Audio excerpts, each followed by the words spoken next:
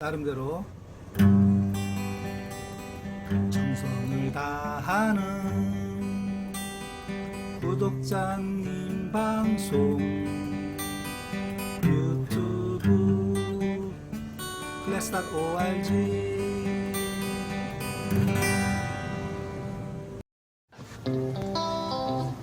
이게 우리 아들이 망가뜨려가지고 태백 이동시킵니다. 엄청나게 지금 햇살이 따사로워가지고 안경을 선글라스를 쓸 수밖에 없어요. 이렇게 좀 썼습니다. 지금 영상은 제가 한 1, 2년 전에 만들어 놓고 올리지 못했던 거예요. 근데 지금 보니까 올리려고 해요. 지금도 크루즈에 대해서 겁을 내고 그걸 하면 위험하다라고 이렇게 생각하시는 분들이 의외로 많아서 다시 올려드리려고 합니다. 크루즈를 이해하시기 전에 자율주행을 한번 알아보고 할게요. 간단하게. 자율주행은 총 5단계로 나눠집니다. 1단계는 발이 없어지는 거죠. 2단계 손이 없어지고, 3단계 눈이 없어지고, 4단계 브레인이 없어집니다. 생각하는 게. 그리고 5단계가 내가 이제 사라지는 거죠. 그러면 1, 2, 3, 3단계는 알겠는데, 그럼 4단계 브레인은 뭐냐면, 한 예로, 사거리에서 우리 여기 비보 좌회전이 있어요. 그래 앞에 큰 트럭이 있는데, 차가 오지는 않아요. 그러면 지금 내가 좌회전을 해야 될 것이냐, 말 것이냐를 생각을 해야 되잖아요.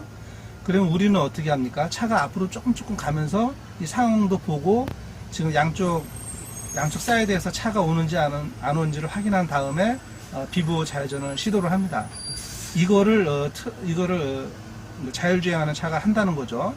어떻게 하느냐면은 차가 찌끔찌끔 가면서 앞차와 거리도 재고 양쪽 사이드에서 차들이 이게 직진을 하려는지 안 하는지 그거를 다 생각을 해가지고 간다는 거예요.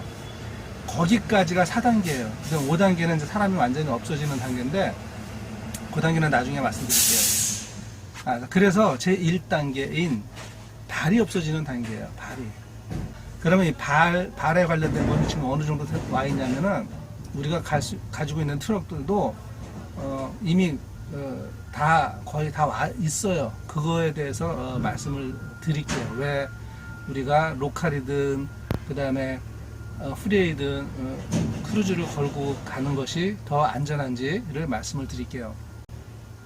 크루즈를 걸고서 가게 되면 우리가 사람이 인지하는, 물론 중간에 내용에 나옵니다만 사람이 인지하는 거리하고 차가 인지하는 거리가 더 멀기 때문에 세팅이 이렇게 되어 있습니다.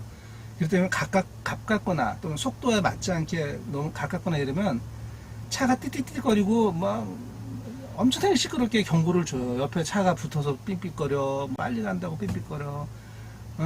옆에 마누라를 데리고 다니는 게 낫지 엄청나게 시끄럽습니다. 그렇기 때문에 내가 멍 때리고 간다 하더라도 오히려 차가 더 빨리 인지해가지고 알려주기 때문에 크루즈가 없는 것보다는 크루즈가 있는 게 낫다는 겁니다. 그거를 지금 보여드리겠어요. 설명드릴게요. 연습할 때는 잘 보이는데 이게 캄캄해져 버렸네. 이게 틀으니까. 네. 크루즈 컨트롤 그거에 대해서 한번 얘기를 좀 할까 해요. 아무튼 그래서 크루즈 컨트롤 좀 설명을 하려고요. 옛날에는 크루즈 컨트롤이 이제 그 기능을 설정해 놓으면 그 속도에서 쭉 가고 이런 그 단순한 기능만 있어가지고 좀 위험했던 건가 봐요. 그런데 지금은 이제 전혀 그렇지가 않습니다. 제가 지금 2020년 캐사케디아 타고 다니는데요. 이제 이놈을 운전하는데 얘가 굉장히 그 센시티브한 저것들을 센서들을 많이 가지고 있어요.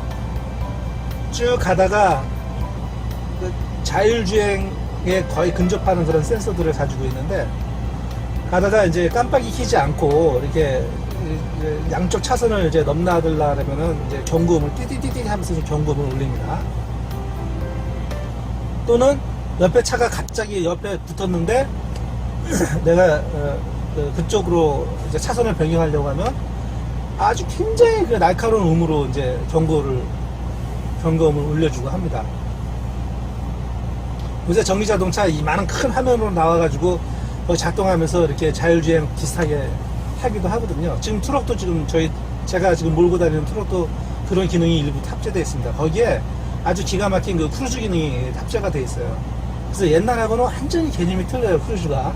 그런데 이걸 이렇게 겁나하고서 하면 뭐 위험하고 이렇게 얘기하는데, 제가 감히 말씀드리지만 저는 크루즈를 놓고 하는 것이 안전운전에 더 도움이 된다라는 사실을 말씀을 좀 드리고 싶어요.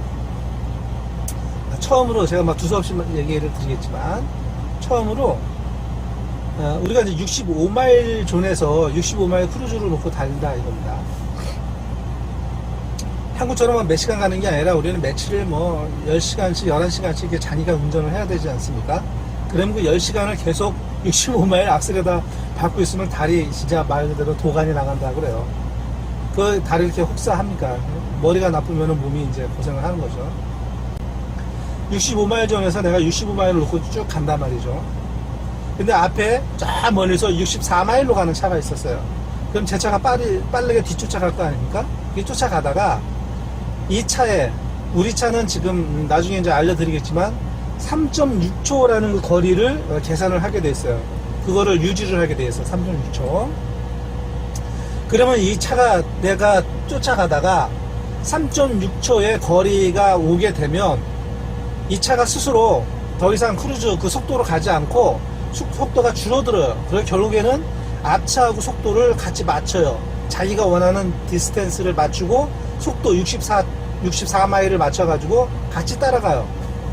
안전한 거죠. 그러니까 우리가 막말로 운전자가 멍 때리고 가서 크루즈를 놓고 가다가 그 차를 때려박는 것이 아니고 차가 알아서 스스로 64마일을 맞춰준다는 거예요.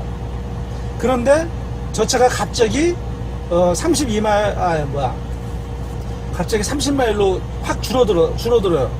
그러면 우리는 크루즈를 놓고 가던 그 뒷차는 가서 때려박나요? 안 그래요.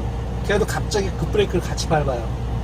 그래서 그 급브레이크를 밟는 그 거리가 사람이 인지하는 거리보다 차가 인지하는 거리가 더 길어요. 그래서 우리는 저만큼 가차에 가서 브레이크를 밟아야지 라고 생각하고 있었는데, 차는 그러지 않고 훨씬 더 뒤에서 위험을 감지하기 때문에 더 뒤 거리부터 브레이크를 밟는단 말이에요. 그러니까 우리보다 먼저 브레이크를 밟는 거예요. 여기 버튼입니다. 이 버튼을 눌러가지고 이동을 시키면은, 아유, 내가 바람이 많이 빠졌네. 이게 지금 실방구가 난 것도 아니고 그래서 여기 이제 이렇게 보면 비클 세팅에 보면은 여기 크루즈 컨트롤이라고 있어요. 그걸로 이동을 해요. 이거 어디 갔지? 그리고 크루즈 컨트롤로 이동을 해요. 그러면 뭐 오버 스피드 하고 뭐 언더 스피드, 그 다음에 팔로우 디스텐스, 이게 거리예요. 얘를 줄일 수도 있고 늘릴 수도 있어요. 그죠? 3.6이 이제 맥스네요. 이제 줄일 수가 있습니다. 이렇게. 저는 그냥 맥스로 해놓을게요. 이게 원래 있는 대로. 자, 이게 이제 뭐를 의미하냐면은, 우리가 운전을 하다가 이렇게 가다 보면은 앞에 차량이 있을 경우에, 또는 이제 브레이크를 밟아야 되는 그 디스텐스가, 거리가 사람이 인지하는 것보다 차가 인지하는 게 더 멀어요. 그러니까 크루즈로 놨을 때 차가 더 안전하게 먼저 브레이크를 잡아요. 사람보다 먼저. 그래서 크루즈가 더 안전하다는 겁니다. 그 거리를 얘기하는 거예요. 크루즈 컨트롤 놨을 때 이 거리를. 그런데 요 상황에서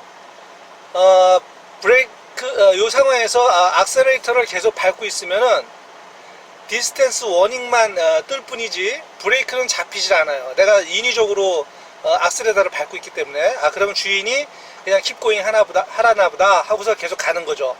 그런데 거리가 가까워져 있을 때 크루즈 컨트롤이 걸린 상태에서 이때 악셀레이터를 빼면 그때 갑자기 급브레이크가 밟히는 거예요. 왜냐면 지금 크루즈 컨트롤은 너무 가깝게 왔다라고 인지하고 있기 때문이죠. 그러니까 이런 부분을 잘 아셔야 되는 겁니다.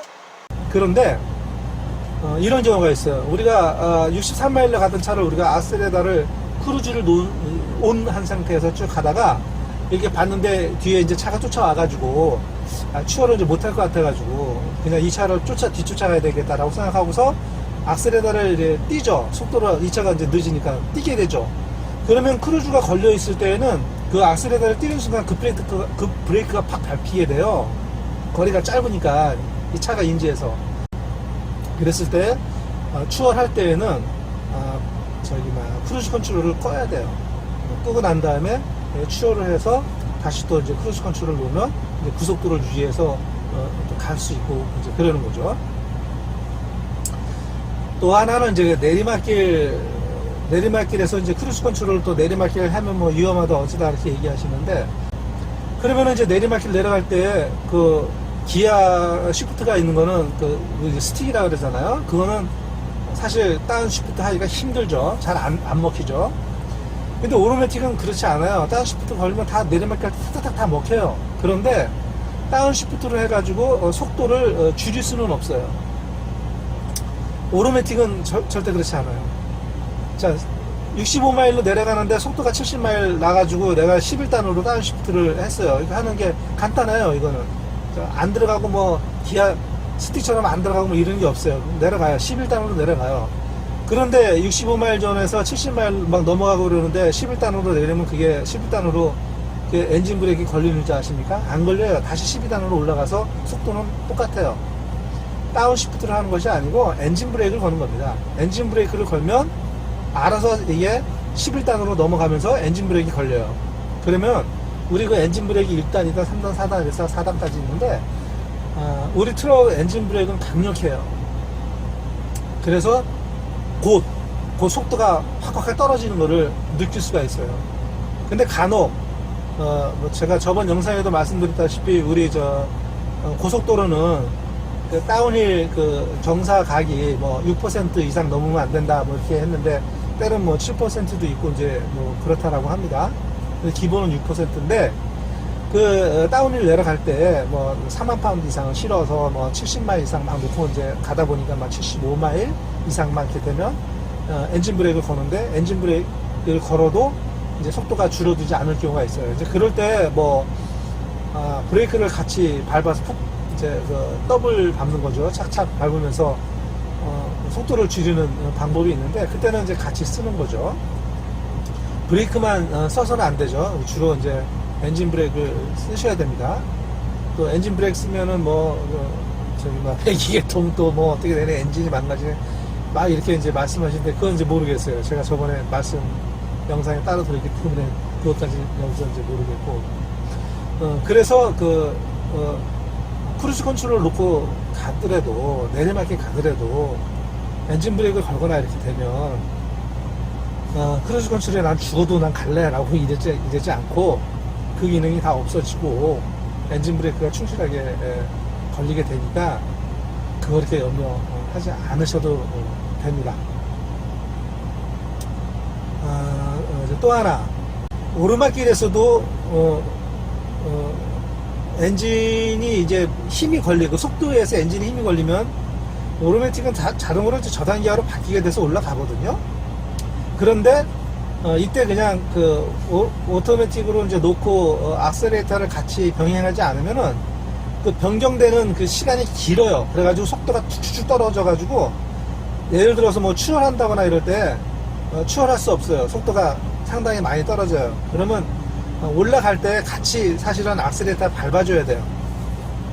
그래가지고 이게 RPM이 한 1500 정도 이렇게 돼서 쭉 가게 되면은 힘 받아서 이렇게 같이 쭉 이제 올라가는데 RPM이 1200, 1100, 1000 이렇게 떨어지게 되면 그때는 저단 기어로 변속해 주는 게 더 힘을 받아서 탄력이 있어서 올라갈 수 있어요. 그럴 때 다운 시프트를 할 수도 있지만은 그때는 그 엔진 다운 시프트 할 때는 그 시프트 하는 그 시간이 텀이 조금 길어져 가지고 그 사이에 속도가 공회전하기 때문에 속도가 떨어질 수 있어요. 그럴 때에는 악셀레이터를 깊게 한번 밟아요. 깊게. 그러면 틱 거리면서 한 번 더 깊숙이 들어가거든요. 그러면 그게 시프트가 빨리 전환이 되면서 가스가, 여기는 가스가 아니죠, 퓨얼이 바로 공급이 되는 거예요. 그래가지고 RPM이 다시 쭉 올라가진 않겠지만 트럭이니까 천천히 올라가요. 그래서 속도를 손실하지 않고 그 속도에 맞춰서 올라갈 수가 있어요. 그런데 그게 이제 다운시프트 하면서 오르막길 올라갈 때 쓰는 방법이에요. 그런데 막 RPM이 막 1500 정도 되고 있는데도 이거를 저단기어로 내려서 RPM 올리면은 이거는 잘못하시는 거예요. 이거는 저단기어로 내려가면서 RPM 회전수는 높이면서 속도는 오히려 늦어져요. 더 떨어져요. 그 속도를 유지시키거나 조금이라도 빠르게 하고 힘 있게 하려면은 RPM이 예를 들어 12단으로 치고 올라갔을 경우에 12단에서 RPM이 1200 정도로 떨어질 때까지는 내비뒀다가 그다음에 저단기어로 바뀌게 되면 그때 RPM이 한 1500 정도로 이렇게 올라가면서 속도가 나서 이렇게 올라갈 수가 있어요. 그때 크루즈 같이 걸어놓고 그때는 오르막길 올라가고 할 때는 같이 하는 것이 더 좋습니다. 요 부분입니다. 요거 얘를 이렇게 밑으로, 이게 크루즈잖아요. 이렇게 이게 크루즈란다. 이게 이제 저거잖아요. 엔진 브레이크 1단, 2단, 아이고 잘 걸려. 1단, 2단, 3단, 3단까지 이렇게 있습니다. 이 엔진 브레이크고, 얘를 이제 밑으로 이렇게 내려요. 그러면 기아가 저단으로 변속이 되거든요. 근데 여기는 지금 이제 뭐 아직 안 되니까 할 수 없는 거고, 얘를 해서 기아 저단으로 변속을 시키든지, 아니면 이거 이제 악셀레이터잖아요. 얘를 가스 페달이라고 하진 않죠. 가스 페달은 다른 거죠. 우리가 그 승용차 타고 다닐 때 그걸 이제 뭐 악셀레이터라고도 하기도 하고, 여기서는 그 가스 페달이라고 하기도 하는데, 왜 가스 페달이라면 그 LP 가스 뭐 이런 그런 가스 페달을 말하는 것이 아니고 개솔린의 약자예요. 개솔린을 앞에 약자로 그냥 가스라고 해서 가스 페달이라고 이제 하는 거예요. 얘를 깊게 밟으면 틱 하고 안쪽 한 단 더 들어가는 듯한 그런 느낌을 받거든요. 그렇게 받으면 이게 저단기어로 바뀌는 겁니다. 예를 들어 12단으로 갈 때 11단으로 이제 바뀌게 되는 거죠. 카사케디아 같은 경우에는 이게 20마일 정도면 크루즈가 걸려요. 20마일 정도. 그리고 볼보 같은 경우에는 한 10마일 정도만 되면 크루즈가 걸리더라고요. 그래서 로컬이나 아니면 이제 후리에서 뭐 차 막히거나 사고 나서 막히거나 이랬을 때 천천히 갈 때 있잖아요. 그때 볼보 같은 경우에는 10마일 정도 올라갔을 때 크루즈 넣으면 그 10마일로 일정하게 쭉 가요.